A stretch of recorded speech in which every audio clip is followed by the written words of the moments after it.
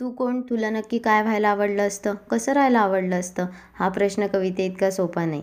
तू कवितेइतकी सोपी नाहीस आणि कविता म्हणजे तू नाहीस, म्हणून ती नदी असावी.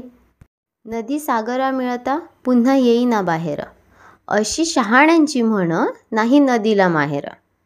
काय सांगू रे बापांनो, तुम्ही आंधळ्यांचे चेले. नदी माहेराशी जाते म्हणूनची जग चाले. सारे जीवन नदीचे घेतो पोटात सागर. सारे जीवन नदीचे घेतो पोटात सागर, तरी तिला आठवतो जन्म दिलेला डोंगर. डोंगराच्या मायेसाठी रूप वाफेचे घेऊन, नदी तरंगत जाते पंख वाऱ्याचे लावून. पुन्हा होऊन लेकरू नदी वाजविते वाळा, पान्हा फुटतो डोंगरा आणि येतो पावसाळा. पान्हा फुटतो डोंगरा आणि येतो पावसाळा.